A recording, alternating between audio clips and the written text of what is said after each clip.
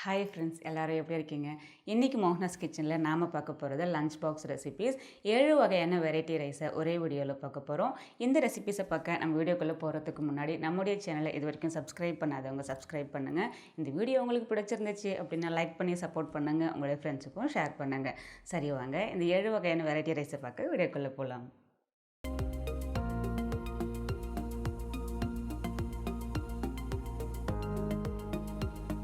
Carrot சாதம் பண்ணுறதுக்கு முதல்ல ஒரு கடாயில் 1 டேபிள் ஸ்பூன் அளவுக்கு எண்ணெய் சேர்த்துக்கலாம். எண்ணெய் காஞ்சதும் 1 டீஸ்பூன் அளவுக்கு நெய் சேர்க்குறேன். நெய் ஆப்ஷனல் தான், வேண்டான்றவங்க அவாய்ட் பண்ணிக்கோங்க. நான் சேர்த்தா நல்ல வாசனையாக இருக்கும். இந்த ரெண்டுமே நல்லா காஞ்சதுக்கப்புறமா ஒரு பிரியாணி இலை, ஒரு சின்ன துண்டு பட்டை, ஒரு நட்சத்திர சோம்பு சேர்த்துட்டு நல்லா கலந்துக்கலாம். அடுத்து இதில் 1 டீஸ்பூன் உளுத்தம்பருப்பு, 1 டீஸ்பூன் கடலைப்பருப்பு சேர்த்துட்டு நல்லா கலந்துக்கலாம். இந்த ரெண்டுமே பாதி வறுபட்டதுக்கு அப்புறமா நான் 5 முந்திரி பருப்பை 2 உடைச்சி வச்சுருக்கேன். இதை சேர்த்துக்கலாம். இது கூட ஒரு கொத்து கருவேப்பிலை, காரத்துக்காக 2 பச்சை மிளகாவை நீளவாட்டில் கட் பண்ணி வச்சுருக்கேன். இதையும் சேர்த்துட்டு நல்லா கலந்துக்கலாம்.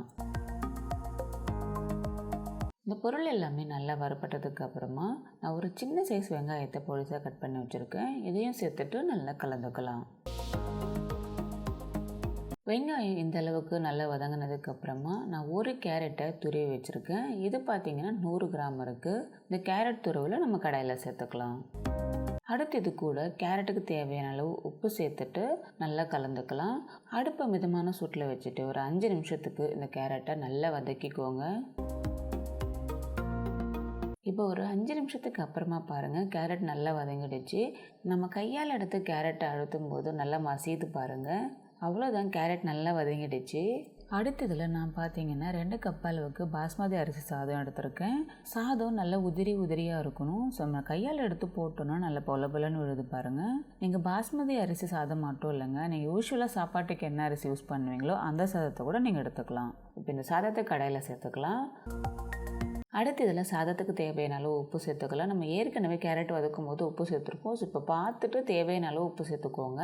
சாதத்தை சேர்த்ததுக்கப்புறமா நல்லா மெதுவாக கலந்துக்கோங்க. ஏன்னா நம்ம பாஸ்மதி அரிசி எடுத்துருக்கிறதுனால நீங்கள் ஸ்பீடாக கலந்தீங்கன்னா சாதம் உடஞ்சிரும். நல்லா இந்த அளவுக்கு கலந்ததுக்கப்புறமா அடுத்து நான் பார்த்தீங்கன்னா ஒரு மிக்ஸி ஜாரில் 1 டேபிள் ஸ்பூன் அளவுக்கு தேங்காவை சேர்த்துட்டு ஒரு 2 சுத்துக்கு அரைச்சி எடுத்துருக்கேன். நம்ம துருவன தேங்காவை அப்படியே சேர்க்குறதுக்கு பதிலாக இந்த மாதிரி மிக்ஸி ஜாரில் சேர்த்துட்டு அரைச்சிட்டு சேர்த்தோம் அப்படின்னா தேங்காய் நல்லா பொடிசாக இருக்கும். சாதத்தோடு நல்லா கோட்டாகும். அப்போ சாதத்தில் தேங்காய் சேர்த்ததே தெரியாது. ஸோ தேங்காய் துருவில் நம்ம சாதத்தில் சேர்த்துக்கலாம்.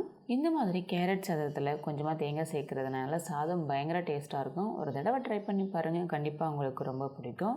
அடுத்து இதில் 1/4 டீஸ்பூன் அளவுக்கு மிளகுத்தூள் சேர்த்துக்கிறேன். நீங்கள் குழந்தைங்களுக்கு கொடுக்குறீங்க, காரமாக சாப்பிட மாட்டாங்க அப்படின்னா அந்த பச்சை மிளகாவோட காரம் மட்டும் போதும். ஆனால் இந்த மாதிரி ஒரு 1/4 டீஸ்பூன் அளவுக்கு மிளகுத்தூள் சேர்த்தோன்னா நல்லா டேஸ்ட்டாக இருக்கும். உங்களுடைய காரத்துக்கு ஏற்ற மாதிரி மிளகுத்தூளும் சேர்த்துக்கோங்க. கடைசி இதில் கொஞ்சமாக கொத்தமல்லியை சேர்த்துட்டு நல்லா கலந்துக்கலாம்.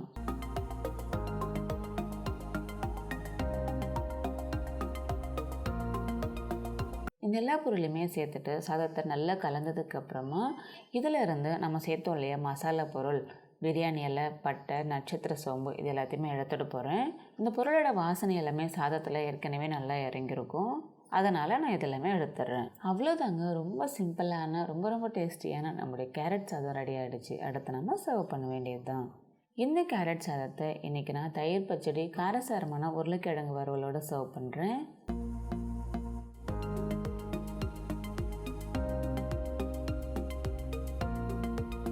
தக்காளி சாதம் பண்ணுறதுக்கு முதல்ல ஒரு கடாயில் 2 டேபிள் ஸ்பூன் அளவுக்கு எண்ணெய் சேர்த்துக்கலாம்.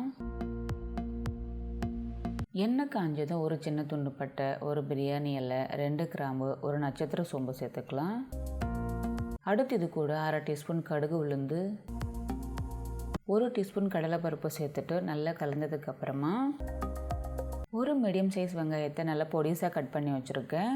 வெங்காயம், தக்காளி இந்த ரெண்டுத்தையுமே நல்லா பொடிசாக கட் பண்ணிக்கோங்க. அப்போ சீக்கிரமாகவும் வதங்கும், டேஸ்ட்டும் நல்லாயிருக்கும். இப்போ இந்த வெங்காயத்தை சேர்த்துக்கலாம். அடுத்து இது கூட ஒரு கொத்து கருவேப்பிலை, நீளவாட்டில் கட் பண்ண 2 பச்சை மிளகா, இது கூட கொஞ்சமாக உப்பு சேர்த்துட்டு நல்லா கலந்துக்கலாம். வெங்காயம் ஓரளவுக்கு வதங்கினதுக்கப்புறமா 1 டீஸ்பூன் அளவுக்கு இஞ்சி பூண்டு விழுது சேர்த்துட்டு நல்லா கலந்துக்கலாம். இப்போ பாருங்கள், இஞ்சி பூண்டு விழுதோட பச்சை வாசனை எல்லாமே போயிடுச்சு. அடுத்து இதில் மசாலா பொடிகளை சேர்த்துக்கலாம். 1/4 டீஸ்பூன் மஞ்சள் தூள், 1 டீஸ்பூன் மிளகாய் தூள், உங்களுடைய காரத்துக்கு ஏற்ற மாதிரி சேர்த்துக்கோங்க. 1/2 டீஸ்பூன் தனியாத்தூள், 1/4 டீஸ்பூன் சீரகத்தூளை சேர்த்துட்டு நல்லா கலந்துக்கலாம். மசாலா எல்லாமே ஒரு தடவை நல்லா கலந்ததுக்கப்புறமா 4 தக்காளியை நல்லா பொடிசாக கட் பண்ணி வச்சுருக்கேன். ஒரு வெங்காயத்துக்கு 4 தக்காளி எடுத்துக்கோங்க. நான் ஏற்கனவே சொன்ன மாதிரி இந்த தக்காளியை நல்லா பொடிசாக கட் பண்ணிக்கோங்க. சீக்கிரமாகவும் வதங்கும், நல்லா டேஸ்ட்டாக இருக்கும். இப்போ இந்த தக்காளியை சேர்த்துட்டு நல்லா கலந்துக்கலாம். தக்காளியை சேர்த்துட்டு நல்லா கலந்ததுக்கப்புறமா இதை க்ளோஸ் பண்ணிவிட்டு அடுப்பை சிம்மில் வச்சுட்டு தக்காளி நல்லா குழஞ்சி வர அளவுக்கு ஒரு 10 நிமிஷத்துக்கு வேக விடுங்க. இப்போ 10 நிமிஷம் ஆயிடுச்சு. நம்ம எடுத்து பார்க்கலாம். பாருங்கள், எண்ணெய் நல்லா பிரிஞ்சு வர ஆரம்பிச்சிருக்கும். தக்காளியும் நல்லா குழஞ்சிடுச்சு.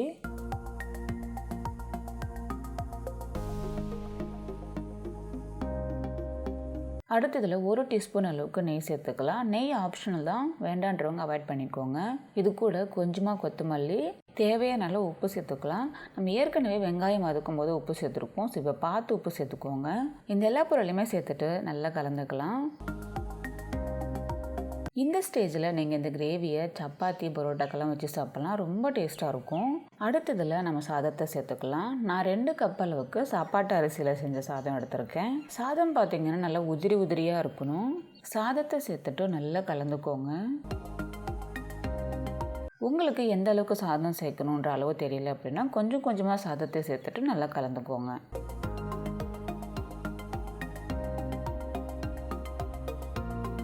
அவ்வளோதாங்க, ரொம்ப டேஸ்டியான நம்முடைய தக்காளி சாதம் ரெடி ஆகிடுச்சு. அடுத்து நம்ம சர்வ் பண்ண வேண்டியது தான். இந்த தக்காளி சாதத்தை இன்றைக்கி நான் ரைத்தா கூட சர்வ் பண்ணுறேன்.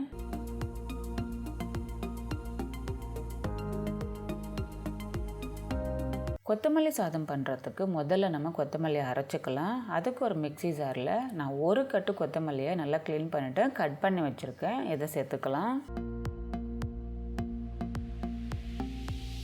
காரத்துக்காக 4 பச்சை மிளகா, 2 சின்ன துண்டு இஞ்சி, இது கூட கொஞ்சமாக உப்பு, தேவையான அளவு தண்ணி சேர்த்துட்டு நல்லா அரைச்சிக்கலாம். இந்த மாதிரி கொத்தமல்லியை நல்லா அரைச்சி எடுத்துக்கோங்க. அடுத்து கொத்தமல்லி சாதம் செய்கிறதுக்கு அடுப்பில் ஒரு கடாய் வச்சுருக்கேன். அதில் 2 டீஸ்பூன் அளவுக்கு எண்ணெய் சேர்த்துக்கலாம். எண்ணெய் காஞ்சதும் 1/2 டீஸ்பூன் கடுகு சேர்த்துக்கலாம். கடுகு வெடிச்சதும் 1 கொத்து கருவேப்பிலை, ஒரு சின்ன சைஸ் வெங்காயத்தை கட் பண்ணி வச்சுருக்கேன். இதை சேர்த்துட்டு நல்லா கலந்துக்கலாம். வெங்காயம் பாதி வதங்கினதுக்கு அப்புறமா 1 சிட்டிகை பெருங்காயத்தூள், 1/4 கப் அளவுக்கு பச்சை பட்டாணி, 1/4 கப் பொடிசாக கட் பண்ண கேரட், இது கூட கொஞ்சமாக உப்பு சேர்த்துட்டு நல்லா கலந்துக்கலாம். இந்த காய் எல்லாமே 3 நிமிஷத்துக்கு நல்லா வதங்கினதுக்கப்புறமா அடுத்ததில் நம்ம அரைச்சி வச்சுருக்கக்கூடிய கொத்தமல்லி பேஸ்ட்டை சேர்த்துக்கலாம். இந்த கொத்தமல்லி பேஸ்ட்டை சேர்த்ததுக்கப்புறமா இதில் இருக்கக்கூடிய தண்ணி எல்லாமே நல்லா சுண்டி வர அளவுக்கு வேக வச்சுக்கோங்க. நல்லா இந்த அளவுக்கு தண்ணி எல்லாமே சுண்டி வந்ததுக்கப்புறமா அடுத்து நான் 2 கப் அளவுக்கு சாப்பாட்டு அரிசியில் செஞ்ச சாதம் எடுத்துருக்கேன். நீங்கள் பாஸ்மதி அரிசி சாதம் கூட எடுத்துக்கலாம், நல்லாயிருக்கும். இந்த சாதத்தை சேர்த்துட்டு நல்லா கலந்துக்கலாம்.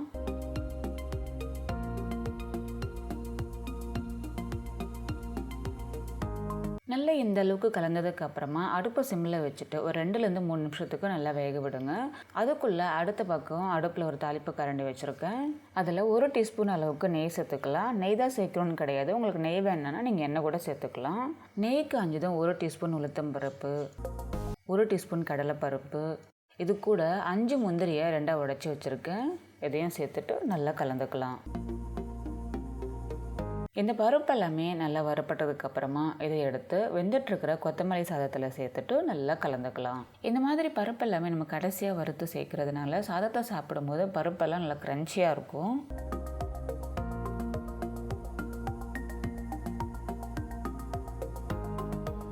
அவ்வளோதாங்க, ரொம்பவே டேஸ்டியான ஹெல்த்தியான நம்முடைய கொத்தமல்லி சாதம் ரெடி ஆகிடுச்சு. அடுத்து நம்ம சர்வ் பண்ண வேண்டியது தான். இந்த கொத்தமல்லி சாதத்தை இன்றைக்கி நான் ரைத்தாவும் மசாலா சுண்டலும் வச்சு சர்வ் பண்ணுறேன்.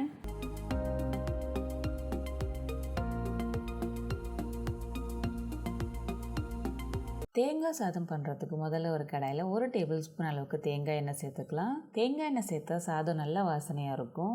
எண்ணெய் காஞ்சதும் 1/2 டீஸ்பூன் கடுகு, 1 டீஸ்பூன் உளுத்தம்பருப்பு, 1 டீஸ்பூன் கடலைப்பருப்பு, நீளவாட்டில் கட் பண்ண 3 பச்சை மிளகா, 1 காஞ்ச மிளகா, 1 கொத்து கருவேப்பிலை, 1/4 டீஸ்பூன் பெருங்காயம் சேர்த்துட்டு நல்லா கலந்துக்கலாம். இந்த பருப்பு எல்லாமே பாதி வறுபட்டதுக்கு அப்புறமா நான் 5 முந்திரியை 2ஆக உடச்சி வச்சுருக்கேன். இதையும் சேர்த்துட்டு நல்லா கலந்துக்கலாம். அடுத்ததில் நான் 1/2 மூடி தேங்காவை துருவி வச்சுருக்கேன். இது சேர்த்துட்டு நல்லா கலந்துக்கலாம். தேங்காவை சேர்த்துட்டு ஒரு தடவை நல்லா கலந்து விடுங்க போதும். ரொம்ப நேரம் வறுக்க வேண்டாம். நீங்கள் ரொம்ப நேரம் வறுத்தீங்க அப்படின்னா தேங்காவில் இருக்கக்கூடிய ஈரப்பதெல்லாம் போயிடும். அப்போ சாதம் சாப்பிடும்போது ட்ரையாக இருக்கும். அடுத்து நான் 2 கப் அளவுக்கு பாஸ்மதி அரிசி சாதம் எடுத்திருக்கேன். சாதம் நல்லா உதிரி உதிரியாக இருக்கட்டும். அப்போ தேங்காய் சாதம் சாப்பிட்றதுக்கு நல்லாயிருக்கும். நீங்கள் பாஸ்மதி அரிசி மட்டும் இல்லைங்க, யூஸ்வலி நீங்கள் சாப்பாட்டுக்கு எந்த அரிசி யூஸ் பண்ணுவீங்களோ அதை கூட எடுத்துக்கலாம். இப்போ இந்த சாதத்தை கடாயில் சேர்த்துக்கலாம். அடுத்ததில் சாதத்துக்கு தேவையான அளவு உப்பு, கொஞ்சமாக கொத்தமல்லி சேர்த்துட்டு நல்லா கலந்துக்கலாம்.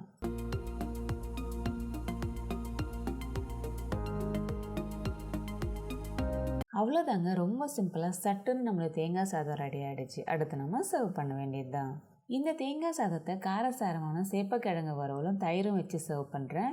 இந்த தயிரில் பார்த்தீங்கன்னா கொஞ்சமாக உப்பு, மிளகுத்தூள், சீரகத்தூள் சேர்த்து கலந்துருக்கேன். இந்த ரெண்டுத்தோட காம்பினேஷன் தேங்காய் சாதத்துக்கு ரொம்ப சூப்பராக இருக்கும்.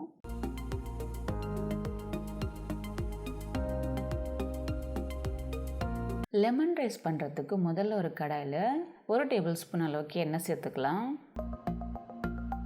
எண்ணெய் காஞ்சதும் 1/2 டீஸ்பூன் கடுகு சேர்த்துக்கலாம். கடுகு வெடிச்சதும் 1 டீஸ்பூன் உளுத்தம்பருப்பு, 1 டீஸ்பூன் கடலைப்பருப்பு, 1 டேபிள் ஸ்பூன் வேர்க்கடலை சேர்த்துட்டு நல்லா கலந்துக்கலாம். இந்த பருப்பு எல்லாமே பாதி வறுபட்டதுக்கு அப்புறமா இதில் நான் ஒரு 5 முந்திரி பருப்பை உடச்சி வச்சுருக்கேன், அதை சேர்த்துக்கலாம். அது கூட 1 கொத்து கருவேப்பிலை, காரத்துக்காக 2 பச்சை மிளகா, 2 காஞ்ச மிளகா எடுத்துருக்கேன். இது எல்லாத்தையும் சேர்த்துட்டு நல்லா கலந்துக்கலாம். இப்போ பாருங்கள், எல்லா பருப்புமே நல்லா வறுபட்டுடுச்சு. அடுத்து இதில் 1/4 டீஸ்பூன் மஞ்சள் தூள், 1/4 டீஸ்பூன் பெருங்காயம் சேர்த்துட்டு நல்லா கலந்துக்கோங்க. இது எல்லாத்தையுமே சேர்த்துட்டு நல்லா கலந்ததுக்கு அப்புறமா நம்ம ஸ்டவ்வை ஆஃப் பண்ணிவிட்டு அதுக்கப்புறமா லெமன் ஜூஸ் சேர்த்துக்கலாம். நான் பார்த்தீங்க அப்படின்னா இன்றைக்கி ஒரு பெரிய சைஸ் லெமனை புழிஞ்சு வச்சுருக்கேன்.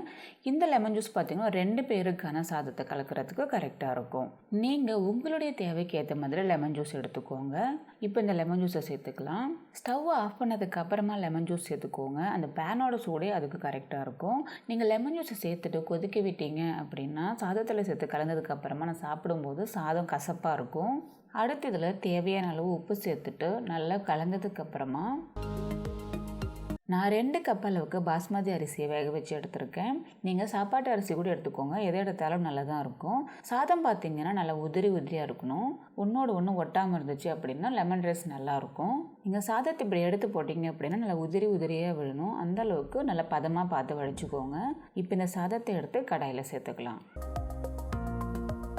சாதத்தை சேர்த்ததுக்கப்புறமா மெதுவாக கலந்துக்கோங்க. ஏன்னா நம்ம பாஸ்மதி அரிசி சேர்த்துருக்கிறதுனால நம்ம ஸ்பீடாக கலந்தோன்னா சாதம் உடஞ்சிரும். இந்த லெமன் ஜூஸ் சாதத்தோட எல்லா பக்கத்துலையுமே படுற மாதிரி நல்லா கலந்துக்கோங்க. இந்த அளவுக்கு சாதத்தை நல்லா கலந்ததுக்கப்புறமா நீங்கள் டேஸ்ட் பண்ணி பாருங்கள். நீங்கள் உடனே சாப்பிடுவீங்க அப்படின்னா உப்பும் புளிப்பும் கரெக்டாக இருக்கட்டும். இல்லை நீங்கள் வந்து லஞ்சுக்கு கொடுத்து அனுப்ப போகிறீங்க, ஸ்கூலுக்கோ இல்லை ஆஃபீஸுக்கோ கொடுக்குறீங்க அப்படின்னா கொஞ்சம் புளிப்பாகவே கலந்து கொடுங்க. ஏன்னா அவங்க மதியம் சாப்பிடும்போது சாதத்தில் இந்த உப்பு புளிப்பு எல்லாமே நல்லா ஊறி சாப்பிட்றதுக்கு கரெக்டான பதத்தில் இருக்கும். கடைசியாக கொஞ்சமாக கொத்தமல்லியை சேர்த்துட்டு நல்லா கலந்துக்கலாம்.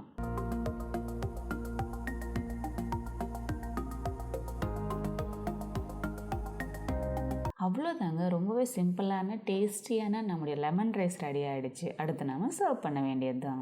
இந்த லெமன் ரைஸை இன்றைக்கி நான் காரசாரமான உருளைக்கிழங்கு வறுவலும் அப்பளமும் வச்சு சர்வ் பண்ணுறேன்.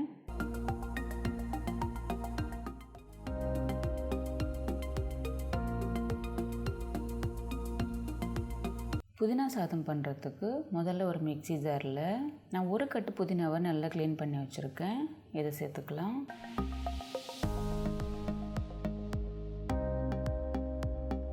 அடுத்து இது கூட காரத்துக்காக 4 பச்சை மிளகாய் எடுத்திருக்கேன். இந்த புதினா சாதத்தில் காரத்துக்காக வேறு எதுவுமே சேர்க்க மாட்டோம். அதனால் உங்களுடைய காரத்துக்கு ஏற்ற மாதிரி பச்சை மிளகாவை சேர்த்துக்கோங்க. இது கூட 2 சின்ன துண்டு இஞ்சி, தேவையான அளவு உப்பு, சாதத்துக்கும் தேவையான அளவு உப்பு இப்போவே சேர்க்குறேன். இது கூட கொஞ்சமாக தண்ணி சேர்த்துட்டு நல்லா பேஸ்ட்டாக அரைச்சி எடுத்துக்கலாம். பாருங்கள், நல்லா பேஸ்ட்டாக அரைச்சிட்டேன். இது கொஞ்சம் தண்ணியாக இருந்தாலும் பரவாயில்ல. அடுத்து புதினா சாதம் பண்ணுறதுக்கு அடுப்பில் ஒரு கடாய் வச்சுருக்கேன். அதில் 2 டேபிள் ஸ்பூன் அளவுக்கு எண்ணெய் சேர்த்துக்கலாம்.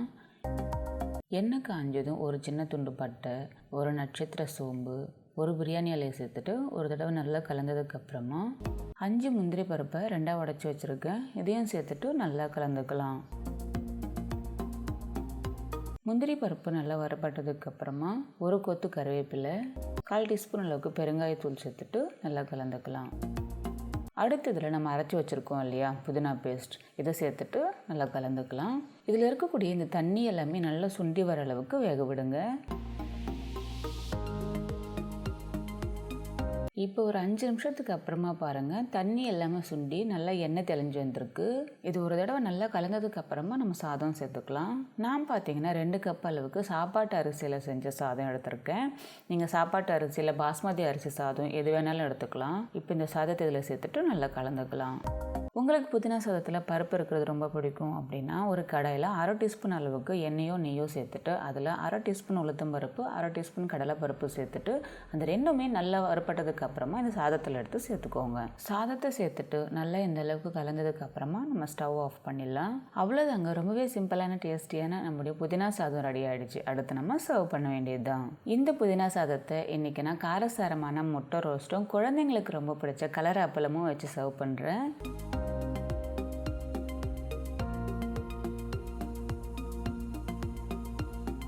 தயிர் சாதம் பண்ணுறதுக்கு நான் ஒரு பவுலில் 2 கப் அளவுக்கு சாதம் எடுத்திருக்கேன். இது பார்த்திங்கன்னா நார்மல் சாப்பாட்டு அரிசியில் செஞ்ச சாதம் தான். இந்த தயிர் சாதத்துக்கு சாதம் நல்லா உதிரியாக இருக்கும்லாம் அவசியம் கிடையாது. நீங்கள் எப்படி வடித்தாலும் எடுத்துக்கலாம். அடுத்து நம்ம தயிர் சேர்த்துக்கலாம். நான் பார்த்திங்கன்னா 2 கப் சாதத்துக்கு 200 கிராம் தயிர் சேர்க்குறேன். இது பார்த்திங்கன்னா புளிக்காத கெட்டியான தயிர். அடுத்து இது கூட நான் 2 டேபிள் ஸ்பூன் அளவுக்கு பால் சேர்த்துக்கிறேன். நீங்கள் உடனே சாப்பிடுவீங்கன்னா பால் வேண்டாம், இல்லை லஞ்சு கொடுக்குறீங்க அப்படின்னா ஒரு 2 டேபிள் ஸ்பூன் அளவுக்கு நம்ம பால் சேர்த்தோம்னா சாதம் புளிக்காமல் நல்லாயிருக்கும். இது கூட சாதத்துக்கு தேவையான அளவு உப்பு சேர்த்துட்டு நல்லா கலந்துக்கலாம். நீங்கள் கலக்கும்போது உங்களுக்கு கொஞ்சம் கெட்டியாக இருக்கிற மாதிரி இருந்துச்சுன்னா இது கூட கொஞ்சமாக தண்ணி கூட சேர்த்து கலந்துக்கோங்க. எனக்கு தயிர் சாதம் கரெக்டான பதத்தில் இருக்கிறதுனால நான் தண்ணி எதுவும் ஆட் பண்ணல. நல்லா இந்த அளவுக்கு தயிர் சாதத்தை கலந்துக்கோங்க. இந்த நேரத்தில் நீங்கள் உப்பு செக் பண்ணி பார்த்துட்டு தேவைப்பட்டால் கொஞ்சம் உப்பு சேர்த்து கூட கலந்துக்கோங்க. அடுத்து நம்ம தயிர் சாதத்தை தாளிக்கலாம். அதுக்கு அடுப்பில் ஒரு பேன் வச்சுருக்கேன். அதில் 2 டீஸ்பூன் அளவுக்கு எண்ணெய் சேர்த்துக்கலாம். எண்ணெய் காஞ்சதும் 1/2 டீஸ்பூன் அளவுக்கு கடுகு சேர்த்துக்கலாம். கடுகு வெடிச்சதும் 1 டீஸ்பூன் உளுத்தம் பருப்பு, 1 டீஸ்பூன் கடலைப்பருப்பு, ஒரு கொத்து கருவேப்பிலை, காரத்துக்காக 2 பச்சை மிளகா, இது கூட கொஞ்சமாக கொத்தமல்லி சேர்த்துட்டு நல்லா கலந்துக்கலாம். இந்த மாதிரி எண்ணெயில் கொத்தமல்லி சேர்க்கறதுனால தயிர் சாதம் நல்ல வாசனையாக இருக்கும். உங்களுக்கு பெருங்காயம் வாசனை பிடிக்கும்னா எந்த நேரத்தில் கொஞ்சமாக பெருங்காயத்தூள் சேர்த்துக்கோங்க.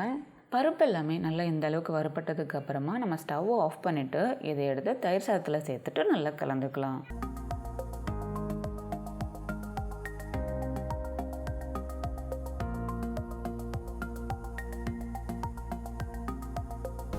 அவ்வளோதாங்க, ரொம்ப சிம்பிளான ரொம்பவே டேஸ்டியான நம்மளுடைய தயிர் சாதம் ரெடி ஆகிடுச்சு. அடுத்து நம்ம சர்வ் பண்ண வேண்டியது தான்.